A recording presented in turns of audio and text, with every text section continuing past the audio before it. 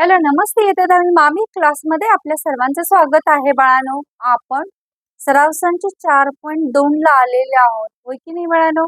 मग 4.2 मधलं तिसरं गणित आधी पाहूया आणि नंतर दुसरं गणित पाहूया. चला तर मग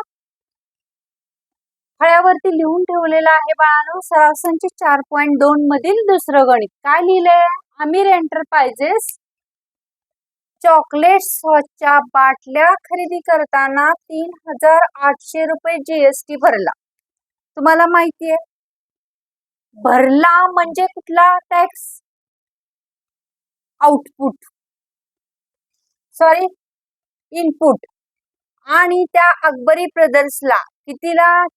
4,100 रुपयाला जीएसटी गोळा केला म्हणजे इनपुट केला. मयंक फूड कॉर्नरने अकबरी ब्रदर्स कडून त्या बाटल्या 4,500 रुपये जीएसटी देऊन विकत घेतल्या. त्यावरून प्रत्येकाला भरावा लागणारा केंद्राचा देयकर म्हणजे सीजीएसटी, राज्याचा देयकर म्हणजे एसजीएसटी काढा. याच्यामध्ये थोडस तुम्हाला गोंधळात टाकण्यासारखं हे उदाहरण दिलेलं आहे बाळांनो. बघा आता काय सांगितलेलं आहे ते पहा. कसं सांगितलेलं आहे? याच्यामध्ये दोन नाव आहेत, लक्षात घ्या. एक कोण आहे? आपण हळूहळू गणित काय करूया समजून घेत जाऊया म्हणजे तुमच्या लक्षात येईल. एक आमिर एंटरप्राइजेस आहे, बरोबर का? याच्या दोन किमती दिलेल्या आहेत का? बरोबर. त्याने जीएसटी भरला म्हणजे खरेदी केला, बरोबर का? जीएसटी भरलेला आहे, खरेदी केलेला आहे, म्हणजेच तो टॅक्स कुठला झाला? इनपुट, बरोबर का? हा इनपुट आला कुणाचा? अकबरी ब्रदर्सचा. त्यानंतर त्यांनी गोळा केला म्हणजे काय आला? हा आउटपुट. आउटपुट आला का? हा आउटपुट टॅक्स. म्हणजे हे अकबरी ब्रदर्सचं आपल्याला इनपुट टॅक्स, आउटपुट टॅक्स हे दोन मिळाले, जीएसटी काढता येईल, बरोबर की नाही? आणि जीएसटीच्या निम्म काय भरतो आपण? राज्याचा कर आणि केंद्राचा कर आणि ह्याचा कर सीजीएसटी आणि एसजीएसटी भरतो. राज्याचा कर आणि केंद्राचा कर हे दोन्ही भरत असतो. आता हे कुणाचं झालं? आमिर एंटरप्राइजेसचं, बरोबर की नाही? हे काढता येईल आपल्याला. आता दुसरं बघा, त्यांनी काय सांगितलंय? हा पहिला काढला, मयंक फूड कॉर्नरने अकबरी ब्रदर्स कडून त्या बाटल्या. आता कुणाचं येतंय? कुणी खरेदी केल्या?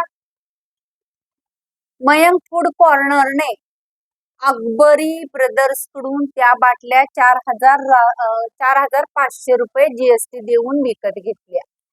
कुणी घेतल्या?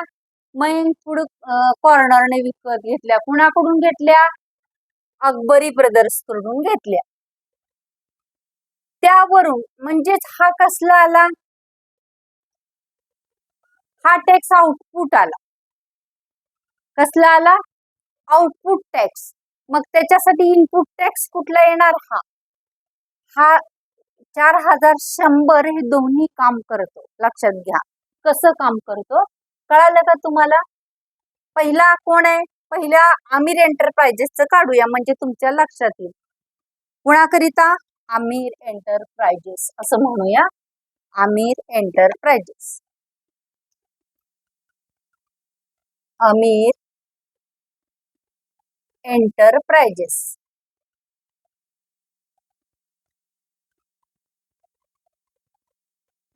आमिर एंटरप्राइजेस साठी काय काढायचा? इनपुट टॅक्स आणि आउटपुट टॅक्स, बरोबर आहे का? त्यानं खरेदी केलेला टॅक्स कोणता असतो? इनपुट.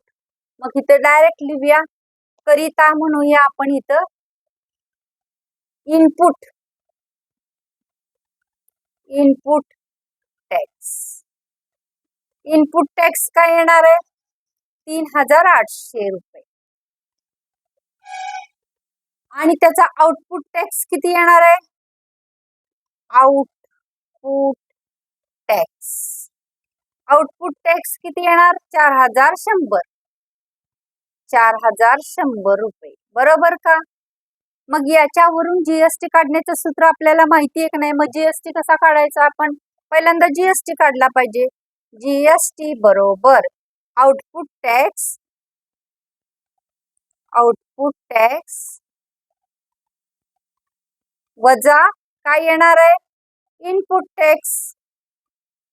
मग आउटपुट टॅक्स किती आहे, 4100 वजा इनपुट टॅक्स 3800. लक्षात येते किती राहतात, 300. तरी सुद्धा इथं तुम्हाला करून दाखवते. 4100 आणि 3800. 0 0 8 आणि 3 11. इथं 0, इथं 3 झाले 0. बरोबर. किती आले, 300 रुपये. काय आला, जीएसटी. कुणाचा आला जीएसटी, हा आला आमिर एंटरप्राइजेसचा. आता याचा सीजीएसटी पण काढायचा आहे आणि एसजीएसटी पण काढायचा आहे. मग आता सीजीएसटी आणि एसजीएसटी आपण कसा भरतो, समान भरतो की नाही. मग बघा आता, म्हणून म्हणायचं सीजीएसटी बरोबर एसजीएसटी बरोबर काय येणार आहे, जीएसटी छेद 2. इथं बरोबर केलेलं आहे, सॉरी. 300 छेद 2 काय येणार आहे, 300 छेद 2 म्हणजे 150 रुपये. बरोबर का. म्हणजेच आमिर एंटरप्राइजेसने किती भरला जीएसटी, 150 रुपये. लक्षात आलं का तुमच्या, आमिर एंटरप्राइजेसने जीएसटी किती भरलेला आहे, 150 रुपये भरलेला आहे. आता पुढचं काढायचंय, कुणाचं, अकबरी ब्रदर्सचं. कुणाचं काढायला लागणार आता आपल्याला, अकबरी ब्रदर्सचं काढावं लागणार. कारण त्याची खरेदी विक्री झालेली आहे. आपल्याला मयंक फूडचं काही घेणं देणं नाही. बरोबर का. त्यानं पुढे विकलं काय सांगितलं नाही. अकबरी ब्रदर्स कडून फक्त घेतलेलं आहे त्यानं. अकबरी ब्रदर्स कडून याच्याकडून घेतलंय आणि मयंक फूडला विकलेलं आहे. मग आपल्याला खरेदी आणि विक्री या 2 किमती दिलेल्या उदाहरणात महत्वाच्या असतात. कारण त्या इनपुट आणि आउटपुट असतात. मयंक फूडचं आपल्याला त्यांनी विकलेलं तेवढं दिलेलं आहे, घेतलेलं दिलेलं आहे, विकलेलं दिलेलं आहे का नाही, त्यामुळे त्याचा विचार करायचा नाही. आता कशाचा, अकबरी ब्रदर्सचा. अकबरी ब्रदर्सनं खरेदी कितीला केलं होतं, 4100 ला. म्हणून त्याचा इनपुट टॅक्स 4100 येणार. आणि त्यानं मयंक फूड कॉर्नरला कितीला विकलेलं आहे, 4500 ला. कारण कुठल्याही घेवाण देवाण महत्वाची आहे. कोणत्याही कंपनीची असो, व्यक्तीची असो, घेतलेली किंमत म्हणजेच आणि विक्री किंमत ह्या 2 असतील तर आपल्याला जीएसटी काढता येतो, अन्यथा येत नाही. बरोबर ना. मग आता बघा, अकबरी ब्रदर्स करिता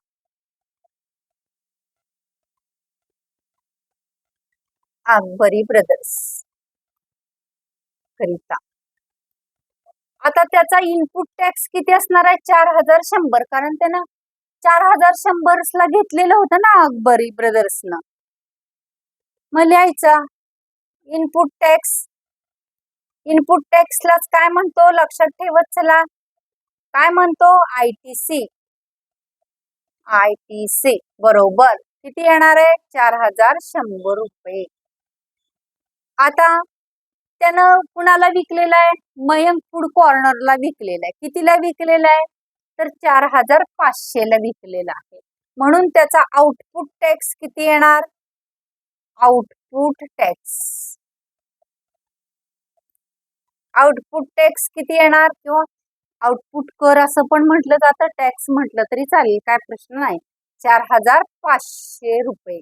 बरोबर का. मग आपल्याला काय काढावं लागणार, जीएसटी. म्हणून जीएसटी बरोबर काय येणार, आउटपुट. आउटपुट टॅक्स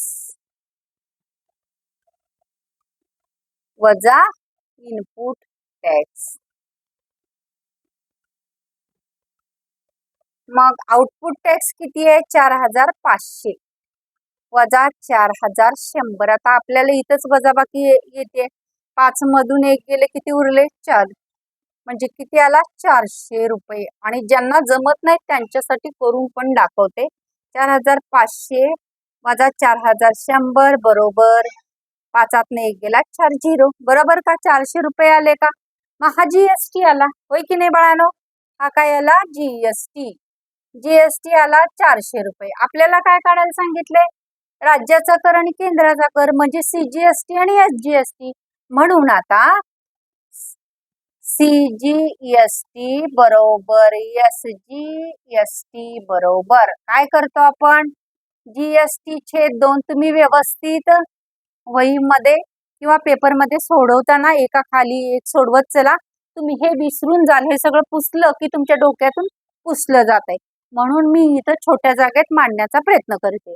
बघा आता जीएसटी किती दिलेला आहे? 400. 400 छेद 2 म्हणजे किती आला? 200 रुपये. म्हणजे याचा अर्थ अकबरी ब्रदर्सने सीजीएसटी आणि एसजीएसटी किती भरलाय?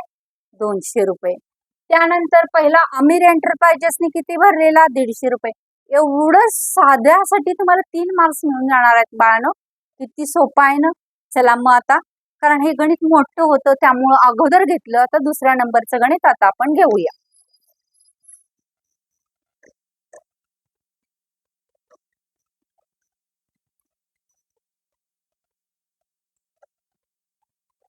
मी शिकवलेलं तुम्हाला आवडत असेल तर बाळांनो लाईक करा, शेअर करा, सबस्क्राईब नक्कीच करा आणि तुमच्या मित्रमैत्रिणींना याचे व्हिडिओ पाठवून देत चला, कारण त्याच्यामुळे त्यांचा सुद्धा अभ्यास होईल बाळांनो.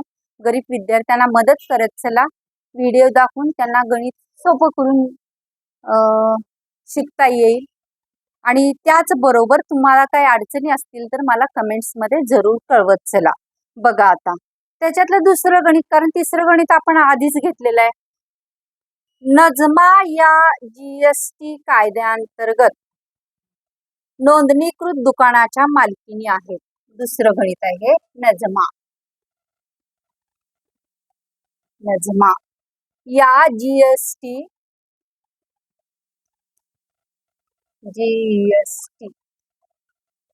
कायदा अंतर्गत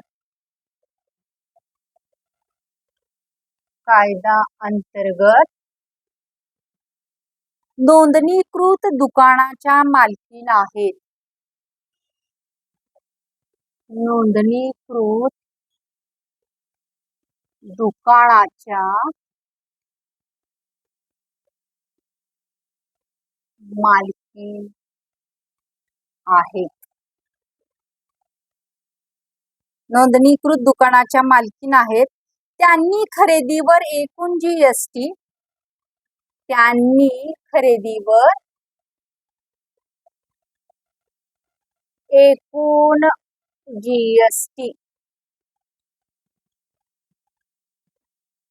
एकूण जीएसटी 12,500 रुपये दिला. 12,500 रुपये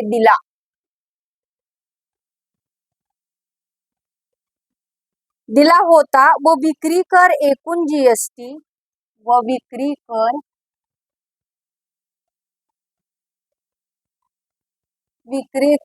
एकूण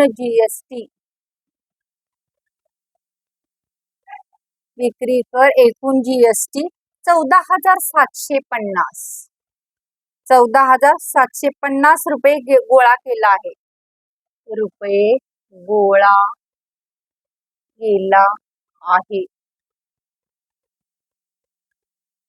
गोळा केला आहे. तर त्यांना किती इनपुट टॅक्स क्रेडिट मिळेल? तर त्यांना इनपुट टॅक्स त्यांना किती इनपुट टॅक्स क्रेडिट मिळेल व त्याचा देय जीएसटी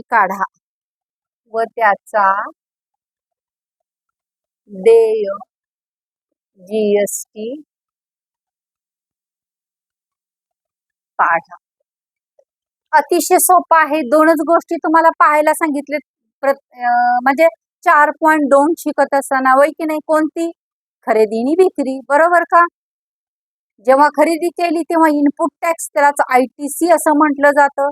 जेव्हा विक्री करून पैसे गोळा केले जातात त्याला आउटपुट टॅक्स म्हटलं जातं. किती सोपं आहे बघा. तेच दोन शोधून काढायची आहेत ना आणि गणित सोडवायची आहेत. नजमा या जीएसटी कायद्याअंतर्गत नोंदणीकृत दुकानाच्या मालकीन आहेत. त्यांनी खरेदीवर एकूण जीएसटी म्हणजे खरेदी केली. खरेदी म्हणजे कुठला टॅक्स आला? Input tax. मग लिहायचं इथं. आता बघा विशेष म्हणजे इथं इनपुट टॅक्स विचारलाय. इनपुट टॅक्स क्रेडिट किती मिळेल? मी अगोदर सांगितलं म्हणजेच आयटीसी किती असेल? 12,500 त्याला इनपुट टॅक्स क्रेडिट मिळेल. मग लिहायचं वरती नजमा यांना उत्तराला सुरुवात करू बाळांनो. नजमा यांना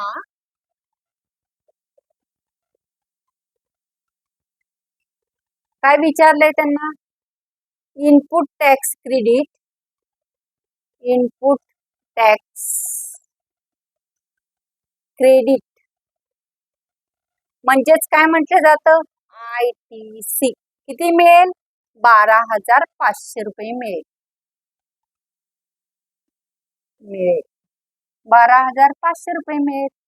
म्हणजेच इनपुट टॅक्स किती आला यांचा? इनपुट टॅक्स किती आहे? इनपुट टॅक्स आहे 12,500 रुपये. Output tax. आउटपुट टॅक्स आहे आउटपुट टॅक्स. आउटपुट टॅक्स किती आहे? 14,750 रुपये. मग आता जीएसटी कसं द्यावं लागणार? जीएसटी बरोबर काय करायचं? आउटपुट टॅक्स वजा इनपुट टॅक्स. आउटपुट टॅक्स किती आहे? 14,750 वजा 12,500. मग यांची काय करायची? वजा बाकी 2,250 राहतील.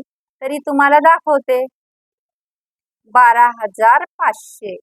इथं 0, इथं 5, इथं राहिले 2, इथं 2. बरोबर. 2,250 रुपये त्यांना काय द्यावं लागेल? याच्यावरती जीएसटी द्यावा लागेल 2,200. तर त्यांना जीएसटी किती द्यावा लागेल? तर त्यांना जीएसटी 2,250 द्यावा लागेल. आहे की नाही सोपं? मी शिकवलेलं तुम्हाला आवडत असेल तर लाईक, शेअर आणि सबस्क्राईब जरूर करा. आणि तुमच्या काही शंका असतील त्या कमेंट्समध्ये मला जरूर करा.